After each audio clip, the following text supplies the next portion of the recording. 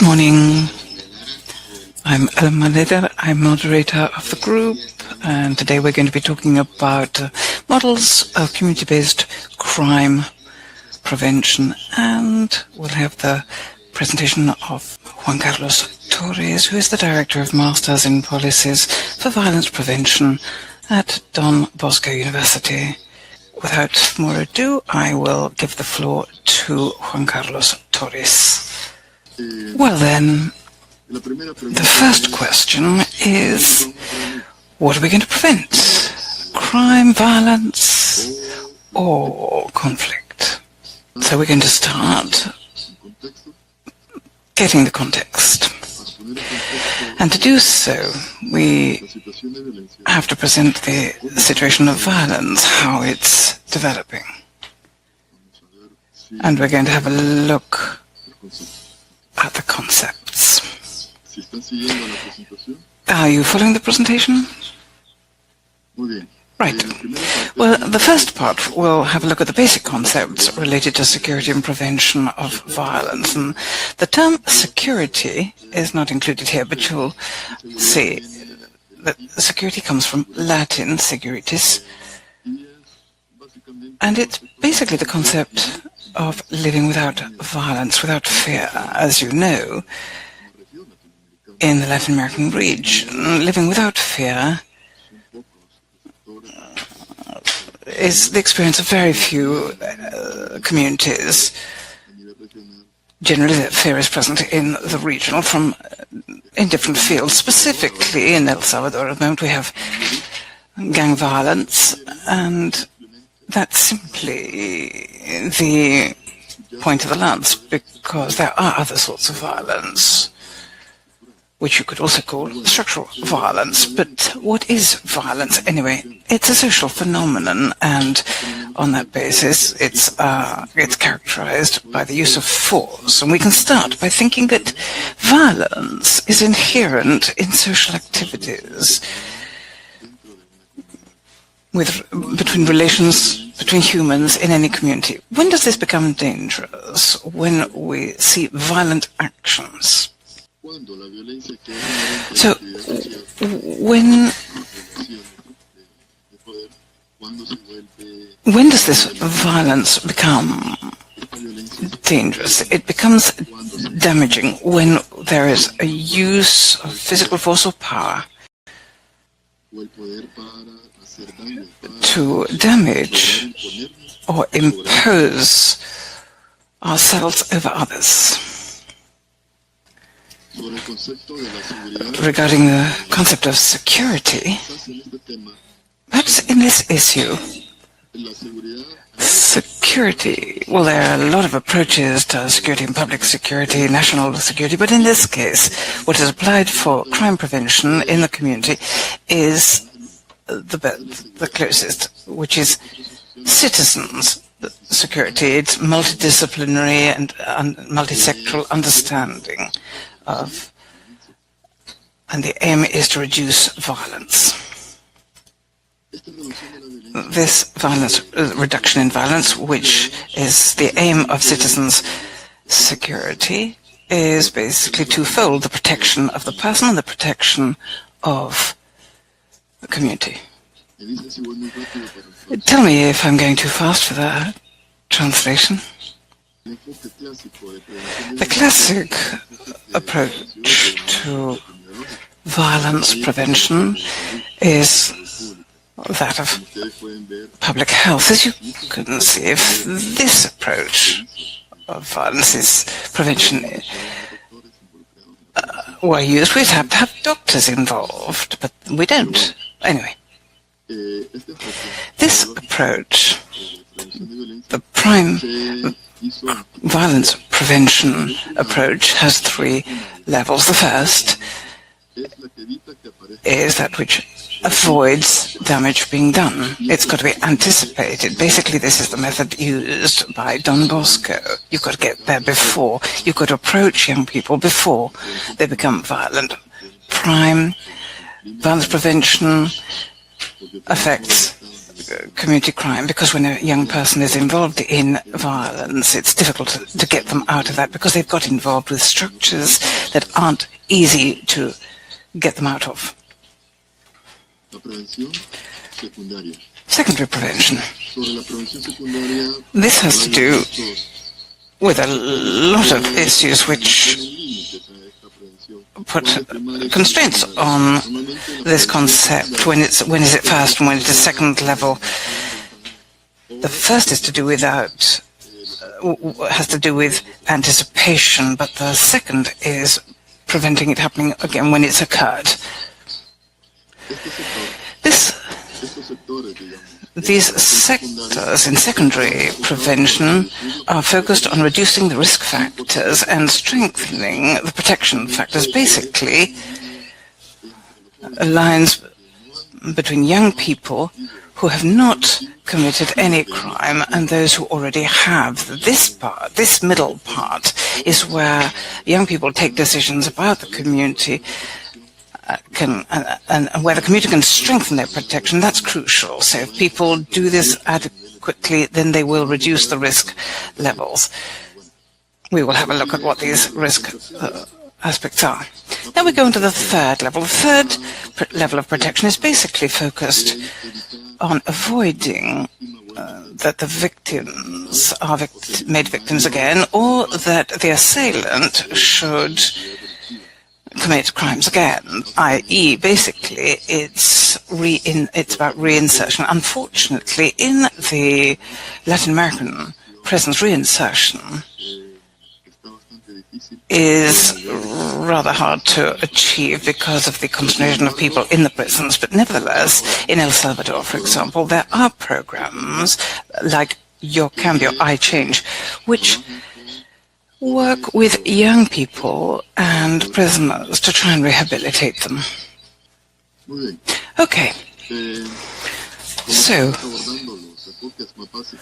as we're looking at the basic violence prevention focuses, one basic one is the ecological one. The ecological one is based on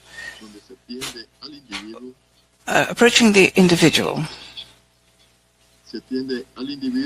and looks at individuals, people, and their interpersonal relations with the community comprehensively, and society or the municipality. This ecological focus helps us in our programs in the community for crime prevention. It helps us to design specifically the strategies for trying to strengthen individuals. How can you strengthen individuals? Or how can these risk factors affect individuals? Demographic factors are very influential. This has to do with the density of the population who have no recreation centers. People who are living in those situations are people who very often have nowhere for amusement or rest, and high density also leads to a concentration in the high-risk communities or the poor communities where there are families with a lot of children who very rarely have control over all of them. So the individual risk factors also has to do with psychology, personality, the history of abuse. These are basically things centered on interfamily, or domestic violence in the household. Interpersonal factors have to do with the poor relations with parents. Who controls what young people do when they're out of the home? Parents rarely find out what their children are getting up to. And there are also conflicts between couples, which also generate further violence. In the Central American region, for example, there are some people who, unlike in Europe, some young people from 17 to 21 who are also already setting up a home. And that means that they are not necessarily prepared to maintain a relationship with their partner. And when they fall out of love, a lot of the factors become risk factors. Apart from this, the relations with criminals or young people who take drugs as a further interpersonal risk factor. The factors that generate community risk factors, well, some talk about the social position of women, i.e. when there is a lot of social exclusion of the most vulnerable, who are often women and children, when there's violence against them and no one reacts to this. Further to this, there's the invisible nature of the violence.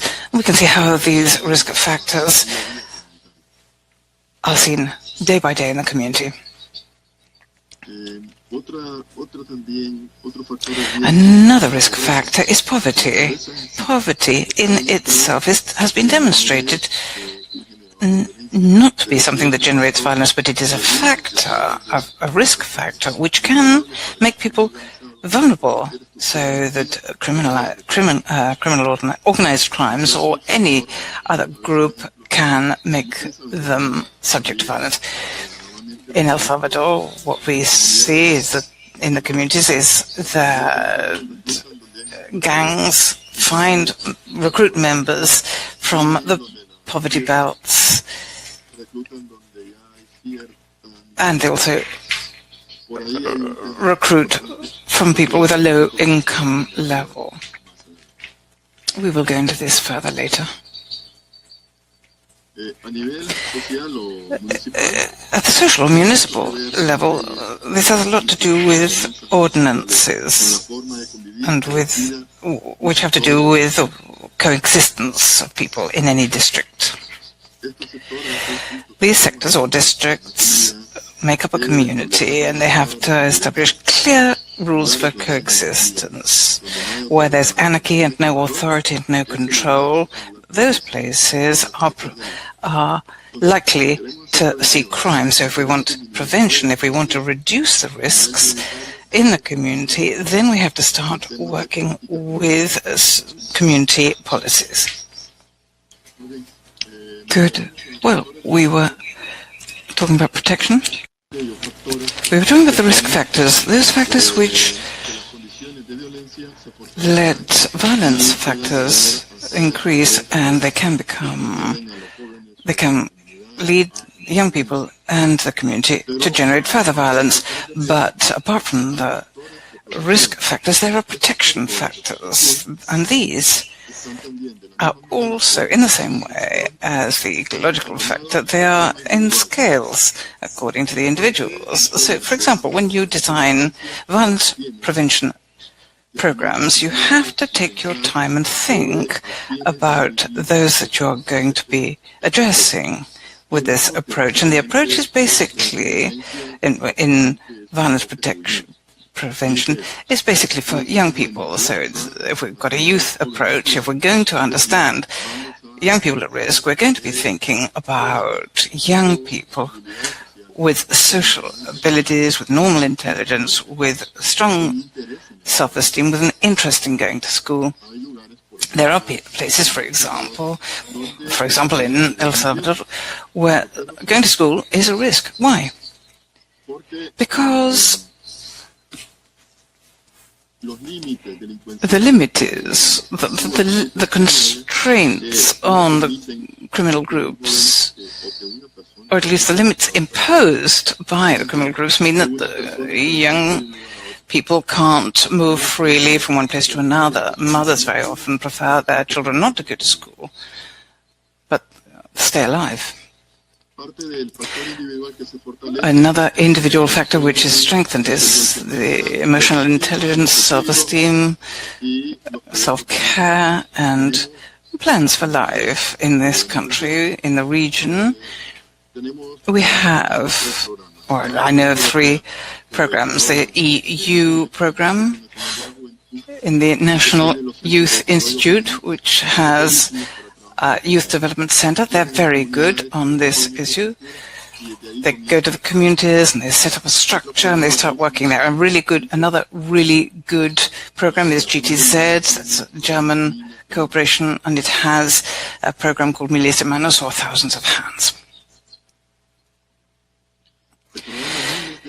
This program works on violence in schools. And this means that they build the strength of personalities in the school, people's personalities in the schools. Another very good project for working at individual level is USAID, which has several projects in this university. We have an agreement with USAID, and we're running our program using a YESIP program or instrument. This is based in Los Angeles, and what we're doing here is measuring making a psychosocial measurement to see the levels of weakness among the young people and their risk factors and their protection factors. It's a very good project. It's been going for some years in the US, I understand, and in El Salvador and Honduras we are implementing it and we are having good results. Well, let's continue with the organizations and links with parents and other interpersonal relations. When you study social behavior, it's clear, you know that young people no longer obey their parents directly, and it's not their parents who directly influence them, but their peers, their friends, their close friends, or their reference groups.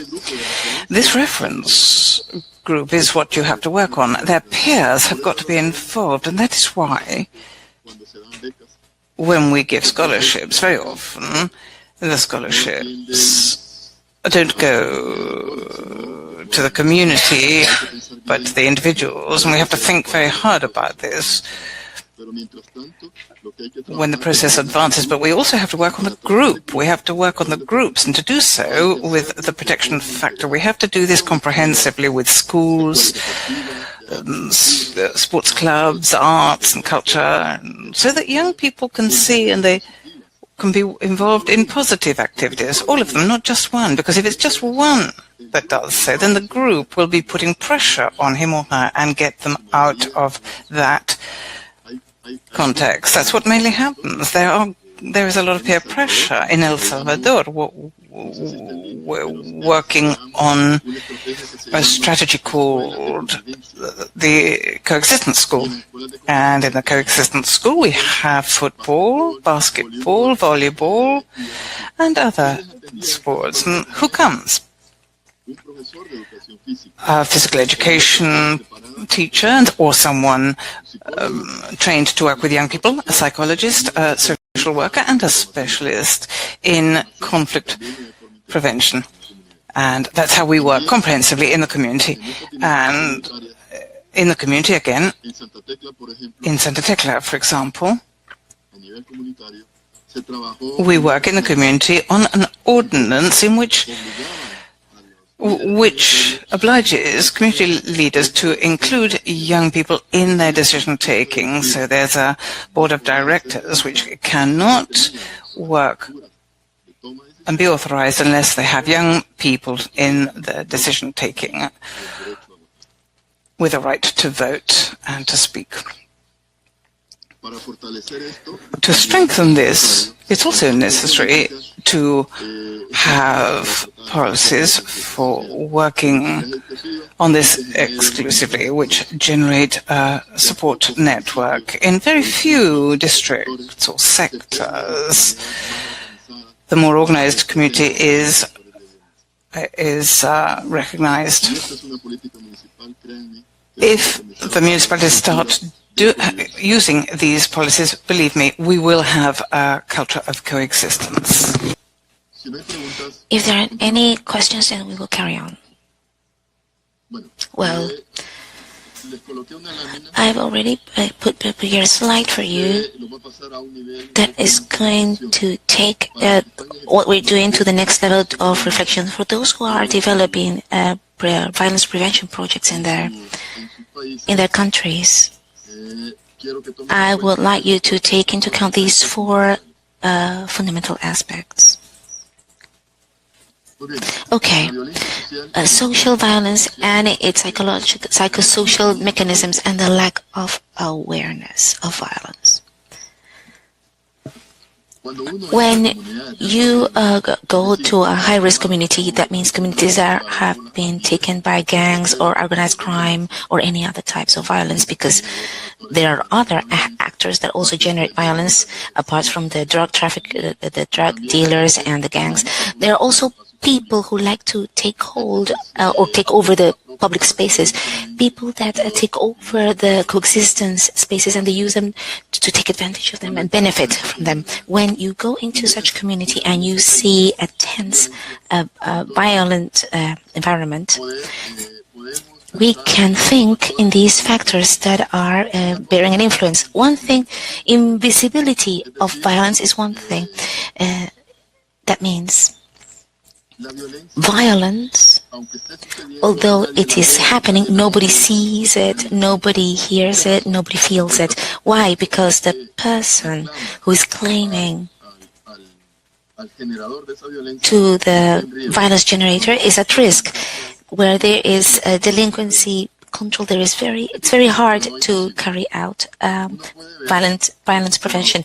It's not impossible, but it's very hard to do it. For example, you can see on Saturdays, Sundays, people, the housewife goes out with her sandals in her hand because the husband is just chasing after her with a belt or with a machete or with a knife, and people do nothing to defend her.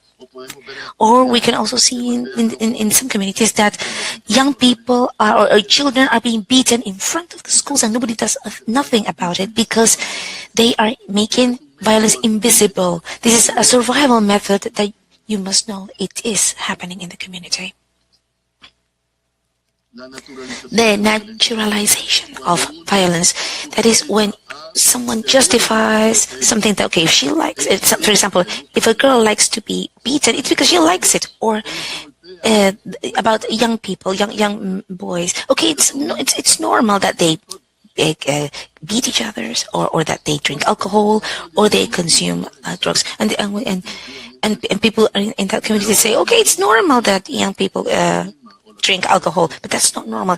And the violent culture and climate makes that these people make these type of relationships and behaviors natural. Now, desensitization. What happens here? Okay, just recently in our media, we just watched a very sad image, and this image showed a children's party that was being entertained by a clown, and in the background there was a yellow ribbon where a crime had been committed, where someone had been murdered. It's one of the saddest images that I've seen in my life. Why? Because death, homicides in the communities, they do not make people to react anymore. And when people lose their reaction to suffer, to people's suffering, to people's pain, when we stop seeing things with a humanitarian sense from a human rights perspective, then I don't know what we are becoming now, but it's happening. Many times people just walk on, over the dead bodies on the streets, and they just carry on walking. And we have there are cases where a person has just been dead and has been dragged, and the person is claiming for her life and she's shouting, but nobody does anything about it. So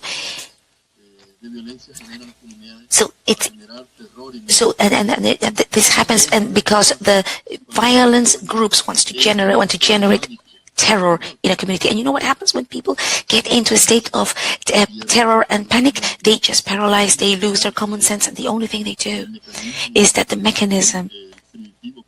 primitive mechanism of survival that we all have just makes us ignore these things and make them invisible. And lastly, the cover-up factor. Cover-up is when you know things are happening and you do not report them. And here, what we have grown in high-risk communities, we know that, okay, drugs can be sold just on the corner, but if you go and report that, you know that that person who sells the drugs is going to find out, and then he's going to take retaliations. We know that some person is being abused, and we and unfortunately, we know it's very difficult for us to intervene, because if we intervene, the control of delinquency of crime is so big that it's going to affect us. When you know that you are going to carry out prevention programs under those circumstances, then you should also know how to design that program.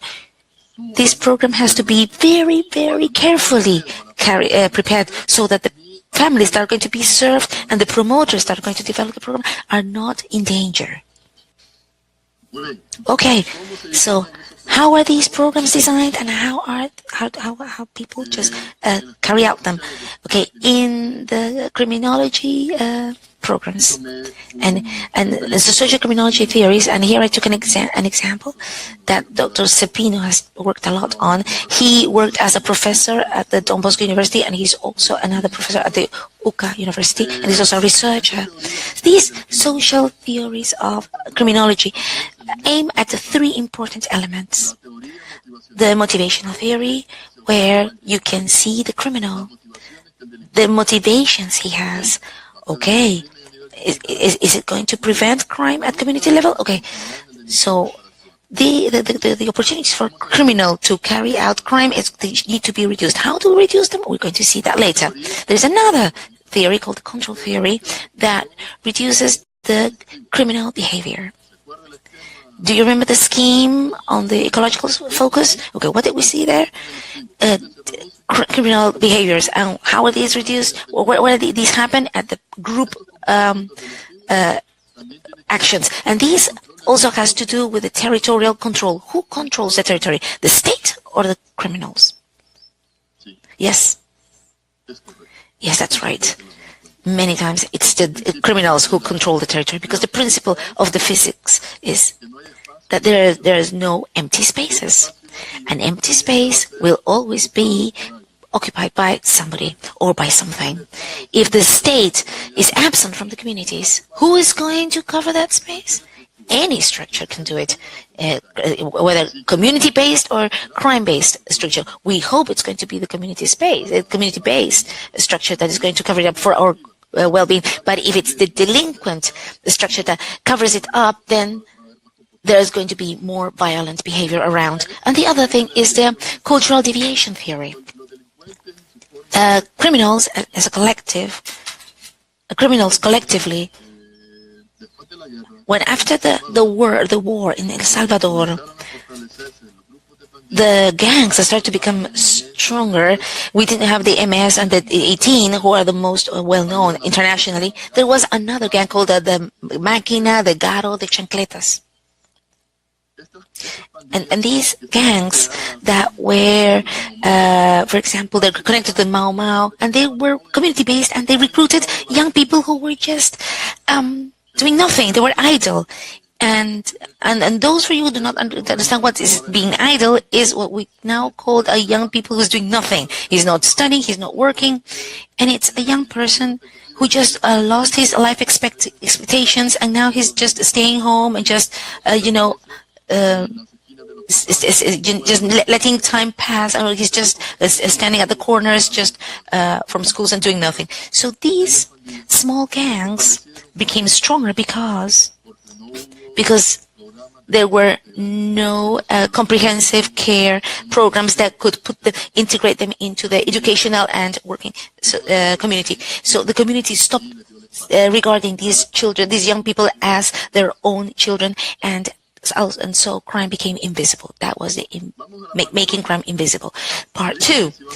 Okay, just let me know if you're on the same page and if you're following me. I'm going to just make a small pause so that the moderators can tell me if we're just doing well with our time or we need to hurry up a bit. Okay, so as we are just fine and doing well within the schedule, let's go to the next part. But here, I'm just going to give an outline of some programs that from the reading of our Latin American experiences, they have become stronger. Programs like in Bogota, Del Rio, these are big international programs that you already know a lot about. And the works that were carried out in the favelas and the work carried out to recover Guayaquil and in many other sectors.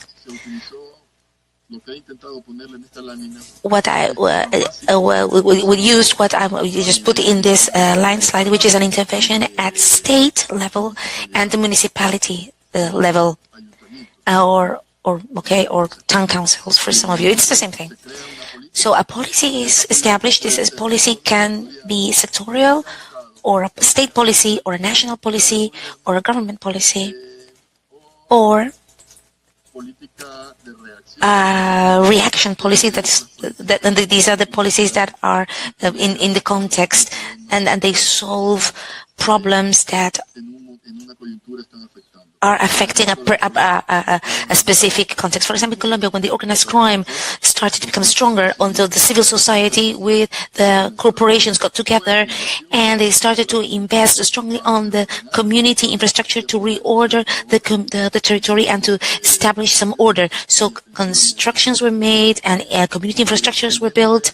At first level construction were made so that the communities, when they saw that they were given the best, they could feel that they were well served and that they would become stronger. So here a general scheme is policies, laws that sustain this policy and that allow for a budget, a national budget for specific items. And with those policies and those laws, we establish the care programs, and these programs come up with plans, and these plans become projects. Some are more exquisite or more specific than others. For example, we're talking about the strategic plans for participation. Others talk about the PAC or the community action plans. Others who also talk about the annual operational plans and also the strategic plans. So as you can see, this is a scheme that follows an intervention rationale that is based on the results or outcomes. So that is how projects are established. But there is also another intervention rationale that is more systematic or systemic, and that means it's more comprehensive. This systemic rationale has been used in some successful programs where the secret of intervention has to do with a family focus or a family approach. What I have seen, and I see that this is one of the best approaches to take care of the family, because the first point of control, the first institution and level of authority that has to look for the children and the young people is the family. If a family has no control, and they don't know what their children are doing, that the children might become criminals, and they're at high risk of becoming criminals. Now, the community approach, that means the community protects their own. They see as their own the neighbor's child. The family becomes wider. It's not just linked by blood links. So these communities have a strong social fabric. Now, the municipal or district planning approach is that approach that is based on urban planning, suitable and ideal urban planning for a sustainable development of a society. You have seen that there are communities that are isolated from everything. Those communities are very prone, and they just take people, because, for example, in those areas where there are peripheral areas, poor areas, these are areas where there is no water, no electricity, where there's no employment sources. So the community approach has a lot to do with the generation of self-sustainability. These productive clusters that are established at community level, and programs like the USA program have understood this very well and are making it strong and strengthening it. These programs with a national integration focus, they strengthen the synergies for their population to have higher quality, living quality. Yes. How is this done? The Millennium Development Goals have a lot to do, apart from productivity. They also have to do a lot with being happy. That means achieving a good quality living quality. So here there is an example about, this is the crime triangle. For those of you who have worked on public security, here please, I'm going to ask you something. Please don't confuse citizenship security with public security. Many people have died, and this is true. Many people have died because they confused public security with citizen security. The violence prevention committees, they are no one's informants. Now the civil security committees or the coexistence community or the peace building communities are made to strengthen community living. If you want to carry out being a spy or informant activities, then you should go to a public security committee, because this public security committee looks for controlling the territory. So, coming back to the example that I gave you, for a crime to take place, the violence triangle can give us a better illustration. For a crime to take place, there has to be a perpetrator and a victim, or there has to be a situation that allows for it, and there has to be a victim that is vulnerable. In Soyapango, Soyapango is one of the municipalities that is most overpopulated in El Salvador, and lots of crime was perpetrated there. And as I was doing the research, what the factors were there that brought about these crimes in the university community, for example, I went to the perpetrator and I asked him, look, okay, I've been watching you, and I would like to know, how do you choose your victims? What do you see in a person to just go to approach them with confidence and steal from them? And he just stared at me and suspiciously, and he was even afraid that I might arrest him because he thought I was a policeman. But I was just someone who was doing a research study on violence, but he didn't know who, but the thief did not know who I was. I said, but it's very easy. What I identify is the fear of the people. When I see someone who is just looking everywhere, when I feel their fear, when I see that they are, not located, or that they're just distracted, reading or looking at their phone on the street, then I attack. So we have to take into account that when this happens, there is no vigilance, there are no policemen, there are no municipal agents that are taking care, that are carrying out surveillance on the area. Number two, the perpetrators will always be close to the victim, but it will also depend a lot on the victim, that the victim is alert and ready and aware that he or she is in a risk zone. So this is a recommendation for those people who are working on violence prevention at community level. For example, please don't forget, never forget that the area where you're working, these are risk areas. Therefore, just going low in your control levels or putting off guard, that ain't teachers. But please, becoming relaxed means not that I have to carry out certain security protocols. My personal information, my phone calls, my economic and financial information should not just become public information. Many times the people just ask things that should not be asked. Where is the drugs sold? Okay, these things for community prevention specialists. Okay, this type of prevention specialist should not do this. This is a job to be done by the police officers. But the prevention expert should be devoted more to prevention and to find solutions. But she should take into account that when the community is hot or it's under crime siege, okay, he should not be in the streets. You know that when a homicide is perpetrated, both the perpetrator or the criminal structure that has carried out or the security structure that is going to repress it, everybody is going to have the adrenaline levels very high. If you are going to talk with young people and we're going to work on them towards reinsertion, remember that these young people have been in drugs or they have the adrenaline levels very high, and you can be the next victim. You need to give them time to relax. You must give time to the community to go back to a state of calm or lower levels of tension. If you want to intervene at that time, I recommend you to take precautions, because it's not good to intervene in a crime dynamic when things are going on, because you can be the next victim if you don't take into account the factors of the criminal dynamics that are taking place at that moment in that place.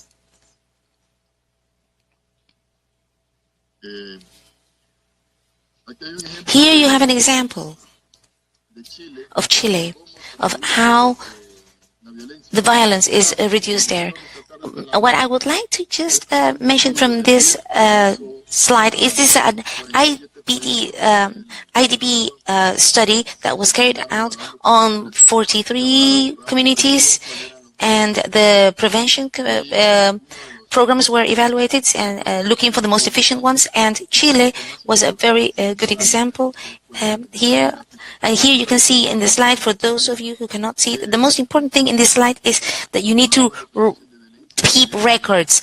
The violence prevention programs need to be recorded. They need to be followed up. You need, so that you can know what works and what doesn't work. Monitoring is crucial in prevention programs. You cannot just sleep in your flower garden and say, okay, it's all done, and then you can just invest $1 million, and then you only save 2 or 3 lives. That is squandering. You have to evaluate the impact, the process. If you do not impact processes, results, you have to look at the processes.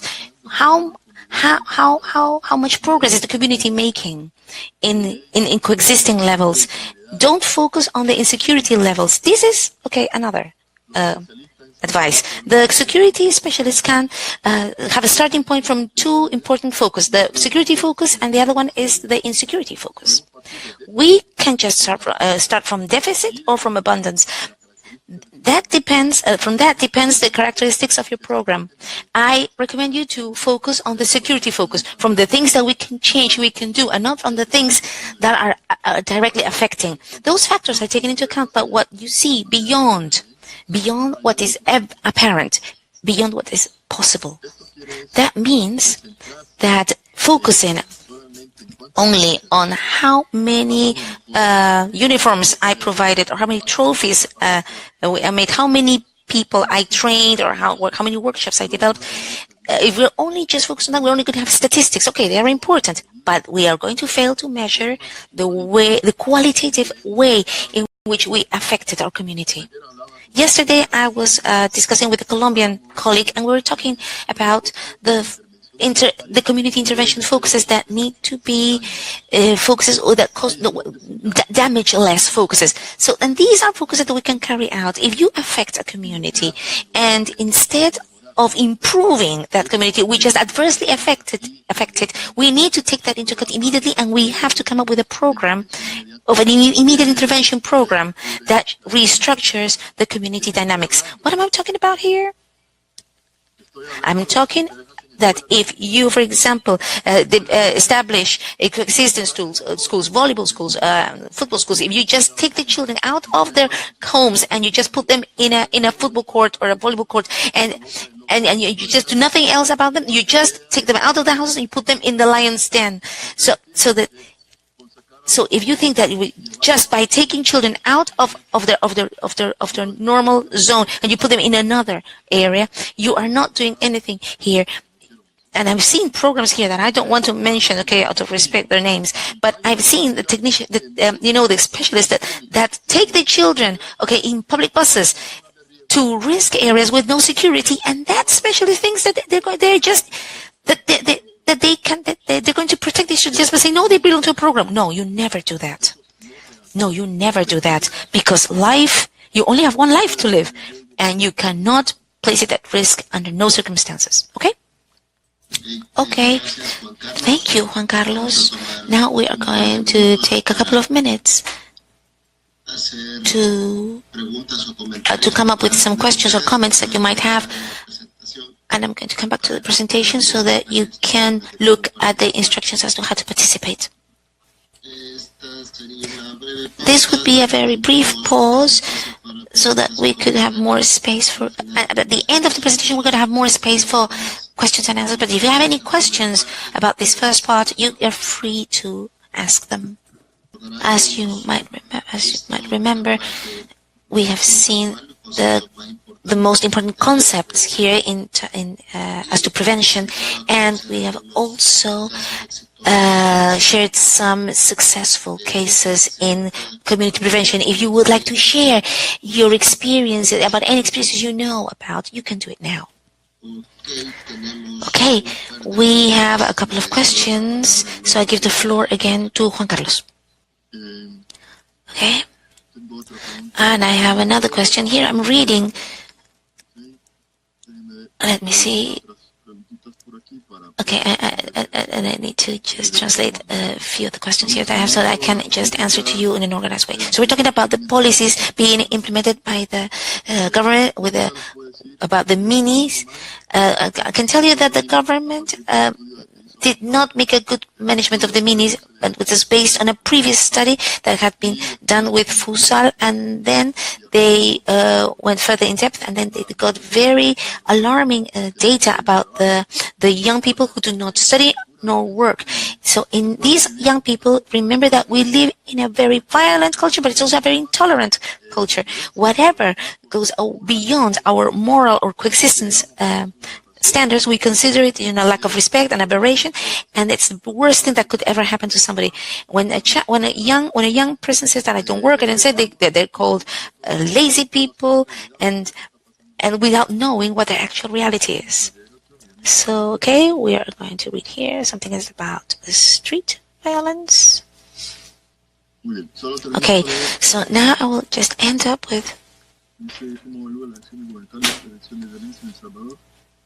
Okay, so what are the prevention systems for violence in Salvador? So what is about your rehabilitation law?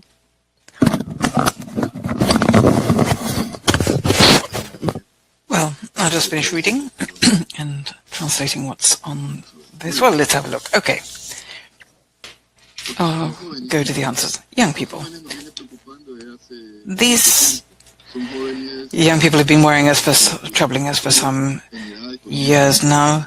They are in an economically active age, but they're idle. So I'm just going to talk as a teacher. I'm going to be an academic here. Young people aren't, youth isn't just a biological period between childhood and adulthood. Youth is an important stage in young people's lives when they build up themselves, and for many years, youth has been an issue where, for example, I'll give you an example of the Middle Ages when the kings identified young people as valiant, and they sent them to war, where the adults looked after things back home, and young people have to react. I think in the Midi, those young people who are idle and don't work or don't study don't take that option of violence. But most young people who are idle because they have no chance of work. There are a lot of older people who keep the jobs, and they don't leave jobs for younger people. So this is a difficulty. We're selfish throughout Latin America. We don't leave jobs for younger people, and as a result, young people don't have jobs, but the older adults also can't retire because otherwise they would have no money. But as a result, there are thousands of young people who want a job and they can't. A very short while ago, when I was young, I managed to get a job.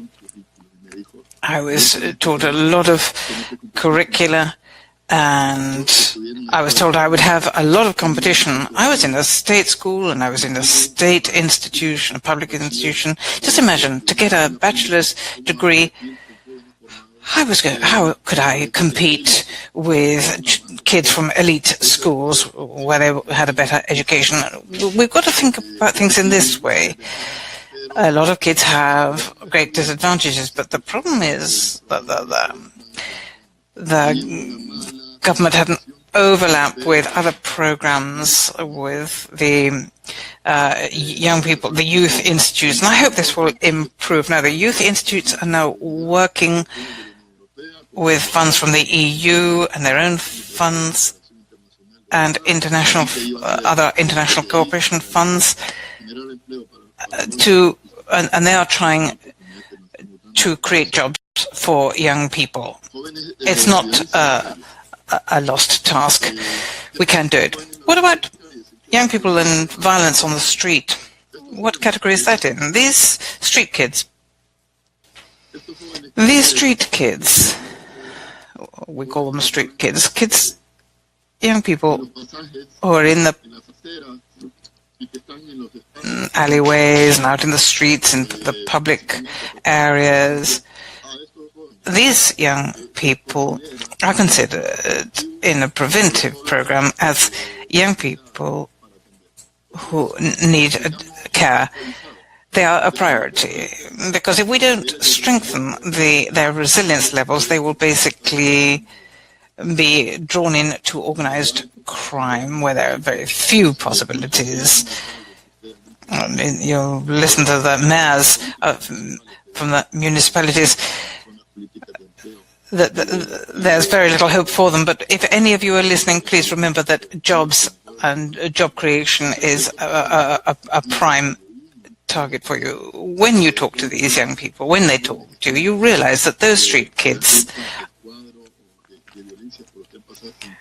you can see the violence that they faced, or the exploitation in their jobs, and they get onto the street frustrated. When you realize that, you really realize how important it is to have much better and more comprehensive job creation schemes, because believe me, when a young person gets a decent wage for legal job, they start smiling. I've seen such smiles. I've seen how young people can change their lives just when these street kids start having labor opportunities, when they're respected, when they're estimated, and when the people value and appreciate what they do and appreciate them as people. These young people undergo great changes. And that leads me to the law of rehabilitation and reinsertion of gang members. I'll talk about the truce later, what worked and what didn't, for the first time. But first of all, I'm going to speak publicly about the truce. You know that the public prosecutor's office has been involved in negotiations in the truce, and I was one of the researchers, really, and I was doing my master's in violence prevention at the university, and I wanted to get involved in this, and I got involved in the first municipality free from violence in Napango, and I wanted to find out what nobody told me about, and I wanted to hear the opinions of those who took decisions. I wanted to hear, but I also wanted to experience personally how the truce was implemented in the community, and I'm going to make some comments about it. But what I want to point out here at the moment is that the rehabilitation law. What happens when there's a saucepan boiling? You put the lid on. What happens when you don't let the steam out? The pressure rises, doesn't it? And it explodes, and you never know which side the steam's going to come out. So that is the rehabilitation issue. If we don't do anything for these other people, young people, to have opportunities, we're going to see more young people get involved in crime, and we're going to lose more lives. In the fight against gangs, we have the police, the soldiers, and there are public officials as well, civil servants, but they're all also being threatened by the gangs. We can't continue with this. The Legislative Assembly, through an act of the Congress, which is something that we've done through the National Democracy Institute in this country. I'm a representative of it. We have called people from the communities and the NGOs that worked on rehabilitation in the countries so that they should tell the Commission what's going well, what's going badly. There are 3 bills that the National Assembly Commission on Security is working on, and I am very hopeful that this law will be comprehensive and will really help our country's youth. Well, okay, let's carry on. Yes, Nedis, the components that the rehabilitation law should have. Right. The Rehabilitation Act or law should have a family component. Dennis, if the young people are in the street and not at home, it's because there must be a reason. So the first component must be the family, where the family becomes the main problem, which is the main reason why the young person can take decisions about their lives. Another component is the young person's mental health. They've faced death, they've been attacked, their own experience in their lives. You can't always help a person who's really hit the bottom. They need a lot of support, and I think so we talk about the family component, the mental health component, and education. There have to be comprehensive education programs. Personally, I hope that these kids can get back to school, because otherwise they're in an experience without any control, and they're going to have negative experience if there is no control. So the important thing here is to make sure they have a distance education, or make sure that they have education, because education is a tool and they can understand it's a tool to get ahead in life. Sometimes education has been a way of repressing these children, and that is why they left school. And that depends, of course, on teachers who are able to control the classroom. Third, I want to clear something up about the truce. The truce was a strategy implemented. No one wants to be responsible for it now, but apart from the negotiators, there were people who took part. We really felt that we were building peace and giving and providing an opportunity for life and peace. And we are collaborating with this in this truth at municipal level, not the one in the prisons or elsewhere. I have nothing to do with that. But what was done in the community, and I want to tell you something about this in detail, what happened, and what I was able to do. What I was able to do as a student for my master's. I decided to do this on my own initiative, not the request of the municipality. In this truce, there was a committee composed of priests, ministers, school principals, and community leaders. There were also committees which worked with the local mayors in the process. So what happened with the truce? Here you can see this picture on the screen, the truce with the gang members.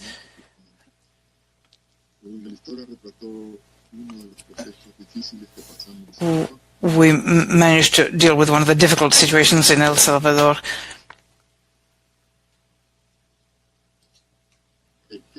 So what happened to the gang? What happened with the gangs? Well, we reached agreements, and then some of them said, well, we're going to continue to kill people because we can survive in this area. So we looked at their point of view and talk to them. I'm afraid the state didn't always provide facilities. But I don't have evidence of this, but I suspect this.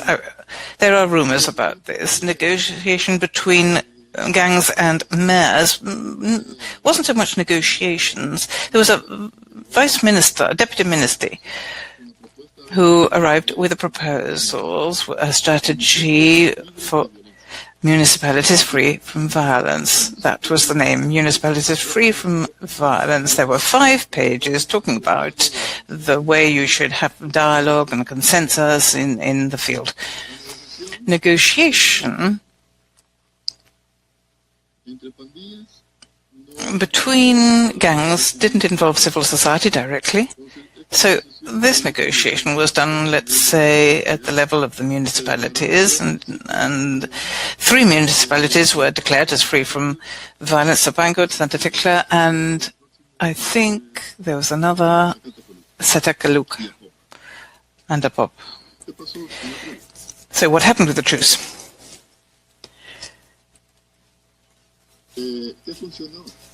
Well, what worked? Well, in the prisons, the gang members were getting killed when they met with other gang members. So they used to put the same gang members in different parts of the prison. But in fact, they just consolidated. So they weren't killed, but they did something else. The relations between the NGOs and gangs. There were NGOs which were, some work with gangs on insertion. I know 3 of them. And there's one that works very well on rehabilitation. I will say so because it's an NGO that I have witnessed to work very well in the field. It's called CESPAL. CESPAL works with a very good human rights focus. It's well known. I've been out in the field with it. They work with girls. Some NGOs don't want to. So these NGOs, I'm not work on this, but I don't have first-hand knowledge of this. Others work on giving people a second opportunity. This is a very interesting initiative and is being worked on by churches. So the relationship between NGOs and gangs and the state. And as I said, the state intended to facilitate negotiations. The state was not able to send any negotiators to the prisons. So it facilitated the channels of communication. So the approach, the rapprochement between gangs and political levels. They were involving them in activities so that anyone who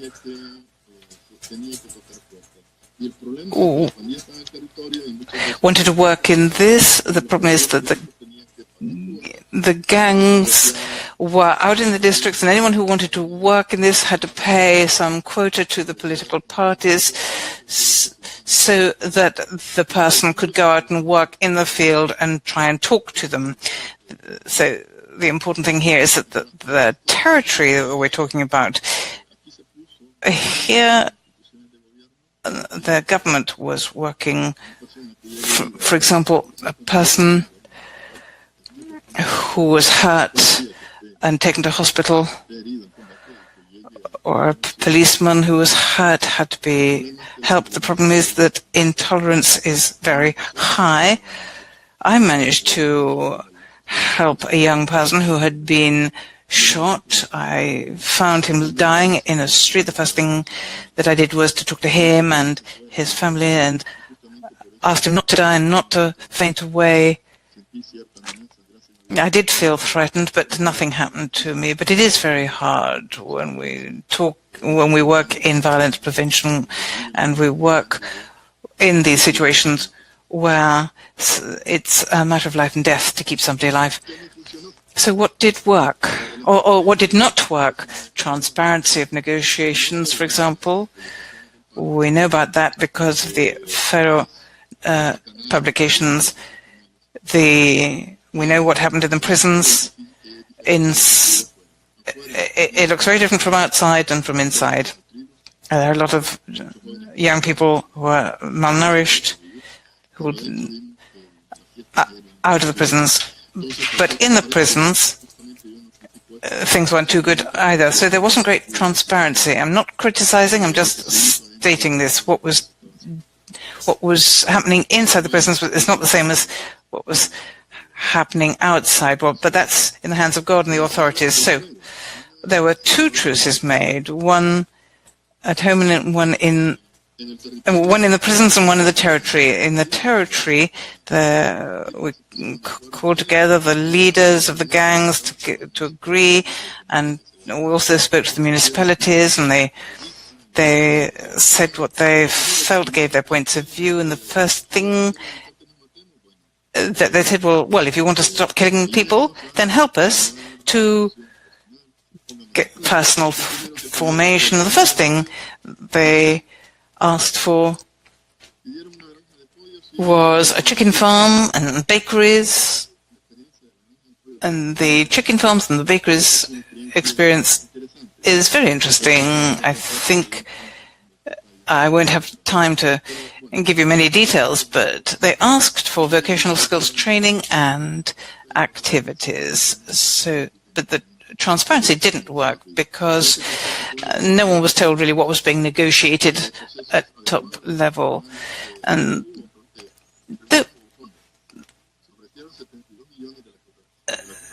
there was 72 million from international cooperation, but not all of it was received. Some reached the Ministry of Education, the Ministry of Health, Fiscal Ele, the party program, and they presented their work and it looked promising, but unfortunately the funds never arrived. There were no people properly trained to follow the process. For example, a mayor might not be a real protagonist, might not be mature. They just want to be on television. So, unfortunately, this has been a problem. Their advisors are not good either. In Napango, the municipality did manage to become free of violence. We didn't have enough auditors of the process, people and mediators who really get involved, not just ring up by telephone. We didn't have any genuine mediators. You know what I'm talking about. There was not enough dialogue between the community and the gangs, precisely. This is where I was able to help as a member of the public. That is the dialogue that was needed. Why is it needed? It's because there were no adequate mechanisms created for people to come to an agreement. So they abandoned the important areas where the state is not present. When the state withdraws its help, somebody else will move in. And in this case, remember that the communities have a lot of young people with no jobs, and they're from families who have no food, and someone's going to move in there, and you know what that means. So the state simply abandoned these areas in this truce. A lot of us got involved, and then we were left in this situation.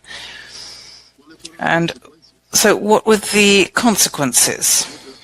Well, the gangs were prepared for possible failure. The state simply forgot the truce. It's sad. The gangs, they were perhaps more realistic. I think at some point after 3 months when the gangs got together at the meetings, you could see that they were going to kill each other after 3 months. A young person talking for 3 months. Well, we humans have an important characteristic, and we can see that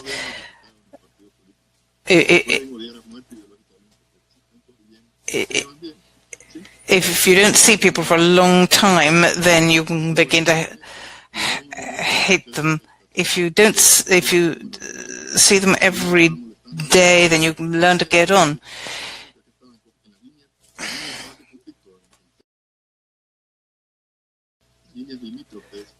Now, talking about the limits between the gangs, some of them established a yellow line as a sort of buffer zone between them. Anyway, well, that was a very interesting issue, and I'd like to have a negotiations committee. I'd like to talk about this. Things that the state should have been doing and where you could see in the municipalities, something like what was seen in New York. But people weren't trained already for this. People couldn't do the same work. What else? Well, political empowerment, access to civil servants. They needed to have more recognition between the gangs, and better protection for them, and help with their families.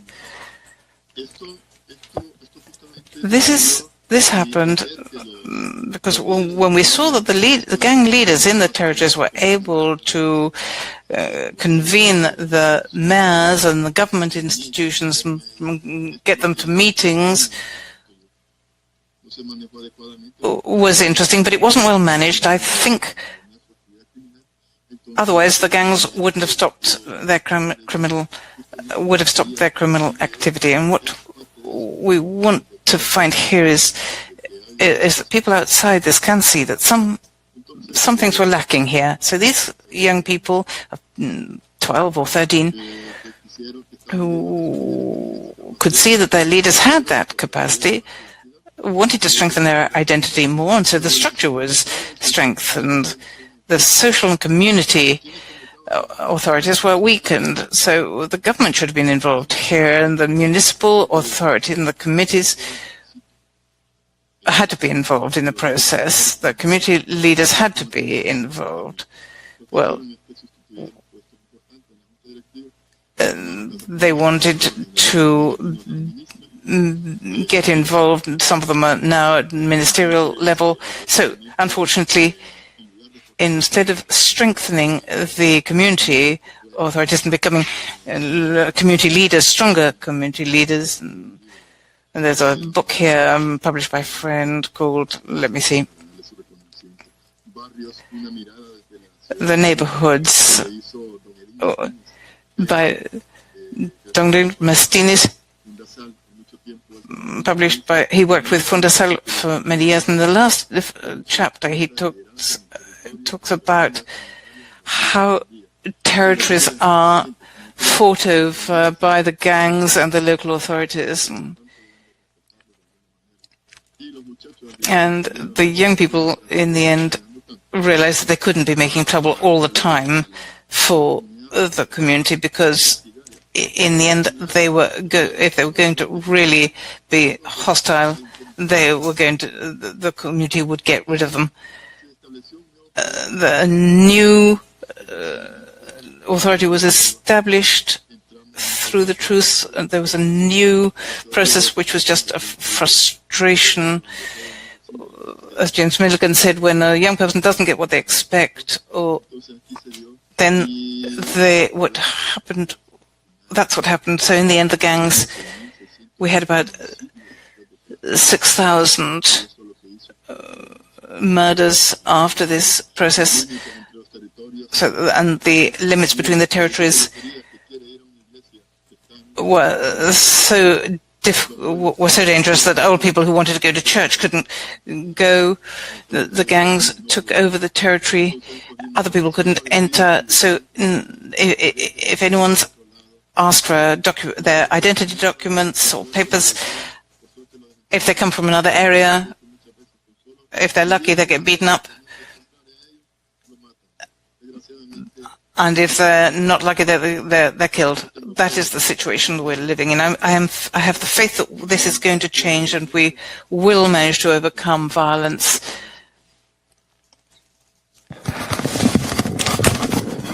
So how can it be prevented? How can crime be prevented at community level? Okay, sorry, Juan Carlos, but because of time restraints, we're going to share the presentation with our audience. And right now, I would like to give the floor for 5 minutes to our colleague from the University of Idaban, so that he can provide us the regional perspective of Africa and the national perspective of Nigeria on this subject. So now you've got. Thank you very much for this very exhaustive presentation, Juan.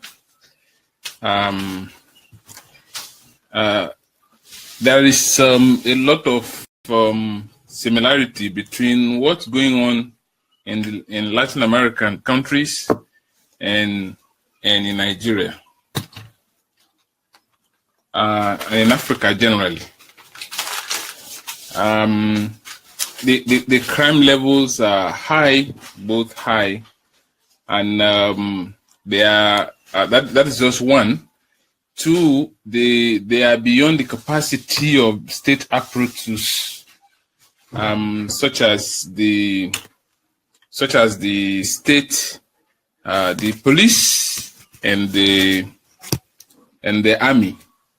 They are beyond what the state apparatus can handle.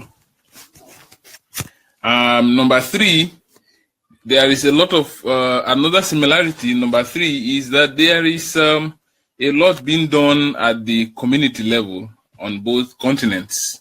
As you can see, there is a lot of work, as Juan has told us, at the community level in Latin American countries. And our study also reveals that there is a lot of crime prevention effort going on at community levels in Africa. And that is really very nice similarities. However, there are several differences between the two continents. For instance, the prevalence of organized crime in Africa seems to be far lower than it is in Latin America. I mean, the whole idea of gangs having close to permanent territories where they are pretty much like governments of their own appears to be, it's not so common in Africa. I mean, there are pockets of gangsterism here and there, and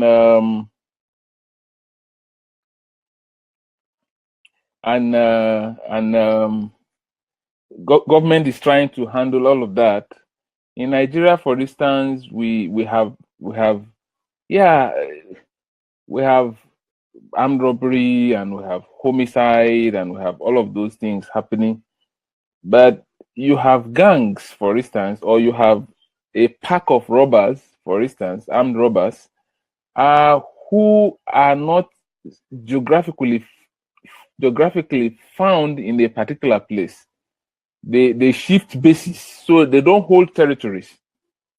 An exception to that might be the militants. For instance, the Niger Delta militants, they have a kind of territory where the government agents like policemen and so on and so forth cannot easily go. But again, that is a recent thing. I mean, we have the Niger Delta Avengers right now, and they are blowing up oil pipeline and oil installations. They want, it's not even very clear what they want. They want a country of their own, or they just want to ensure that the government doesn't have enough income from oil or something. But they seem to just come and go. And if there is a change of government by having general elections in 2019, it's likely that the Niger Delta Avengers will go and rest. So as a result of that, as a result of the fact that crime is not tied to geography, interventions then can be expected to be different between Africa and Latin America. And I also note in Nigeria and in a good part of Africa, in most parts of Africa, community-based crime prevention is different from what it is in what Juan has told us about now in Latin America. For instance, I mean, much of community-based crime prevention in Africa are actually conceived and structured and funded by the community. States provide once in a while some kind of support, but a good part of the work is done by the community. And our study, for instance, shows that this is very effective. Many years ago, there is what they call the Mungiki in Kenya. And in Tanzania, there is the Sungu-Sungu. In different places, they are independent of government, and in most cases, and they come together to fight against crime in the community. And of course, there are situations where they also work alongside with community, with government. But more or less, and I think some of these practices are actually pre-colonial. They have been there before the countries were colonized, and so they have survived to today. But a major concern might be that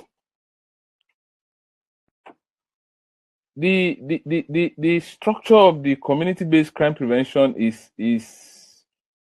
not likely to stand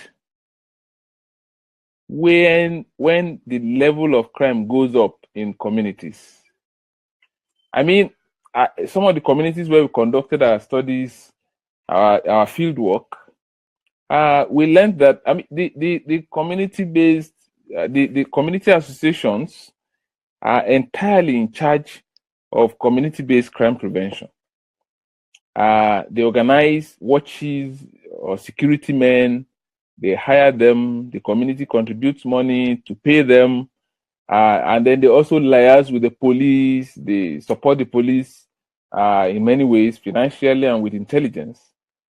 But some of these security men that are used by the communities are not trained in firearms, in sophisticated weapons. And if they should face the kind of firepower that gangs, for instance, in Latin America have, then they are likely to cave in. They are likely to be overcome by that kind of firepower. And I think this is a big lesson for the Nigerian government, which is what we have tried to share with them and with other stakeholders in our study, that the community-based crime prevention system seems to be working right now, but it is likely, it is not likely to be able to stand if crime levels and crime intensity go up. I hope I have given some overview of the situation in Africa and in Nigeria. Thank you. Okay, thank you very much, Ayu, for your description of your region in Africa specifically. And now I would like to give the floor to Juan for the closing words. Now we leave you with his personal information. If you have any questions or you want to go further in depth on any of the subjects that he has discussed in his presentation, you can write to him directly. And if you are members of our community, online community, please just tell us your comments on the presentation and what we're going to discuss over the next 2 weeks about the community-based models in America, in Latin America, and Africa. So I would like to give the floor to Juan Carlos for a couple of minutes. Okay. I only want to encourage you, to those of you who work on prevention and coexistence, and I want to encourage you to carry on with this work because it is worthwhile, because we can save lives. Let's do what we can. And of course, we can rely on God for whatever we cannot do by ourselves. Now, another important thing is that when you carry out this community prevention works, you have to carry out security projects, but it cannot be sustainable because you need to, with these projects, you need an access, a cross-sectional access that makes coexistence and a culture of peace stronger, because a community that is convinced that can coexist in peace and will look for resources, is going to look for to keep that level of successful coexistence. That is one thing. My second recommendation is that if you are going to carry out prevention programs with primary, secondary, and secondary prevention health care system, please try at least on a very small scale. Try to cover all 3 levels. Not because if you only cover the children, then the other levels, okay, the older children and the young people will resent it. And now, if you're only going to work at the 3rd level, the young people, even if maybe the young people might think that they need to perpetrate a crime so that they can catch your attention. So please, you try to implement all 3 levels. There's one level that is not very much taken into account, that is the early prevention, and that's when you work with children ages 0 to 12. I did not want to explain this because this is another different, more delicate, more sensitive focus, but we need to work with the families. We have to develop programs that bring the families and the communities together. So it has been my pleasure sharing with you from the postgraduate field in the Don Bosco University, while we are working on a culture of peace approaches and crime prevention policies. Thank you. Have a good day. Okay, thank you very much, Juan, for your excellent presentation. I think that we have been left with some spaces for at least 2 more questions. I don't know if we can just take advantage of you, okay, now? For just 2 more questions? Okay, just take advantage of me. Come on, go ahead, ask.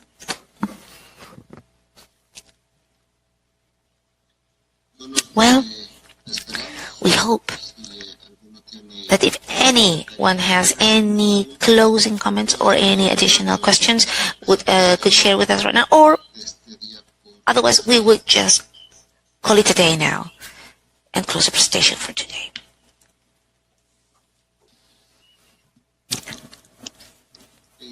Okay, as we have already said earlier, the presentation will be available as well on a video,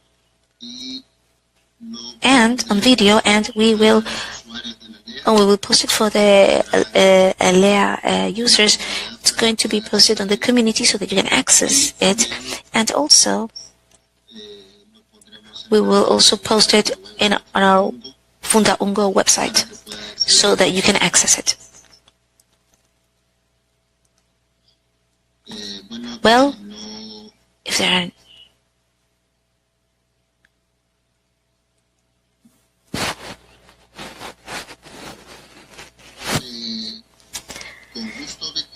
Okay, Victor, if there are any other webinars as part of this project in our online learning alliance, okay, we will be making the call.